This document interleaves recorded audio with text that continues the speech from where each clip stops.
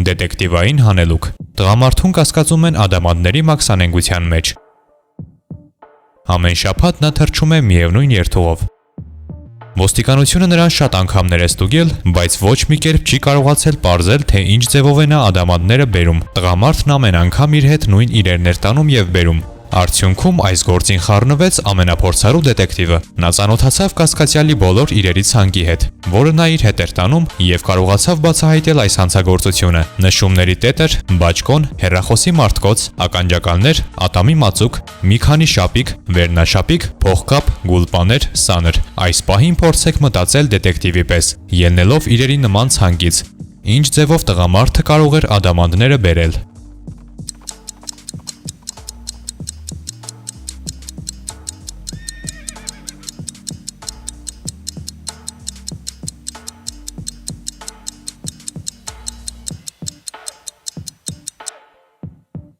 Գաղտնիքը ատամի մածուկի մեջ է, հենց նրա մեջ էլ այս տղամարդը թաքցնում էր ադամանդները։ Նրան մատնեց այն փաստը, որ իրերի մեջ բացակայում էր ատամի խոզանակը կամ դրան փոխարինող այլ հարմարանք։ Հուսով ենք դուք բավականաչափ ուշադիր կտնվեցիք, որպեսզի ճիշտ պատասխանեք այս հանելուկին։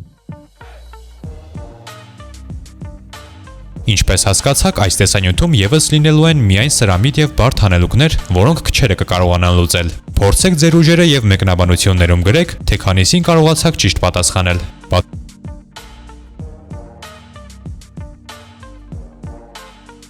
Պատկերացրեք, որ ընտանիքում 5 քույրեր են միայն, եւ այս պահին նրանցից յուրաքանչյուրը գործով է զբաղված։ Առաջինը գիրք է կարդում, երկրորդը շախմատ է խաղում, երրորդը ճաշ է պատրաստում, իսկ չորրորդը լվացք է անում։ Ձեր կարծիքով ինչով կարող է զբաղված լինել 5-րդ քույրը։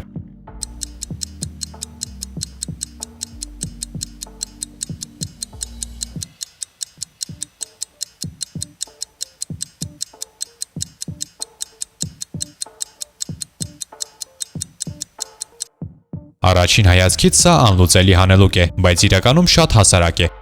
Ուղղակի պետք էր մի փոքր ուշադիր լինել մանրուքների նկատմամբ։ 5-րդ քույրը շախմատ է խաղում, քանի որ հանելուկի պայմաններում նշեցինք քույրերից մեկի շախմատ խաղալու մասին, եւ ենթադրաբար նա միայնակ չէր անի դա։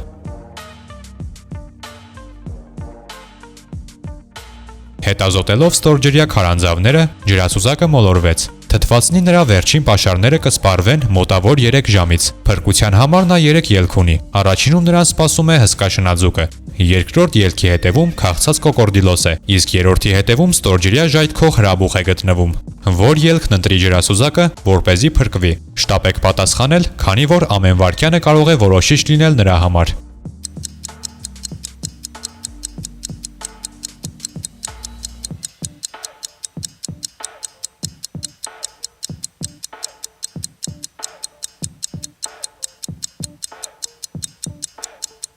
Եվ այսպես, ջրասուզակի համար ամենաանվտանգ ելքը երկրորդն է։ Կոկորդիլոսները չեն կարող ջրում 1-2 ժամից ավել մնալ։ Այդ իսկ պատճառով պետք է ուղղակի սպասել, երբ նա կհեռանա, իսկ հետո դուրս գալ ազատության։ Ինչպես սկզբում նշել էինք, հանելուկները հեշտերից չեն։ Եթե ճիշտ տարբերակ ընտրեցիք, ուրեմն ջրասուզակի բախտն այսօր բերեց եւ նա փրկվեց։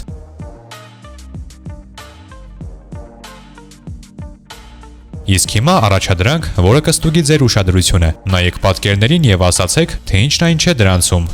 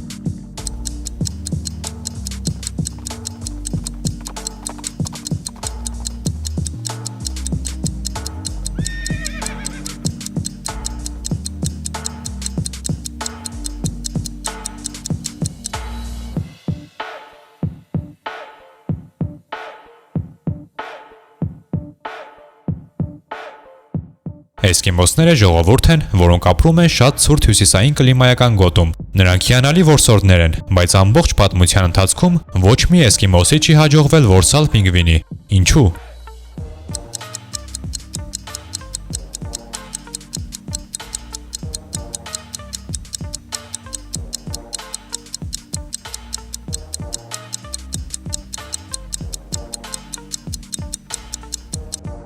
Ճիշտ պատասխանը կայանում է նրանում, որ էսկիմոսները բնակվում են հյուսիսային բևեռին մոտ գտնվող տարածքներում, իսկ պինգվիններն ապրում են միայն երկրի հարավային բևեռում։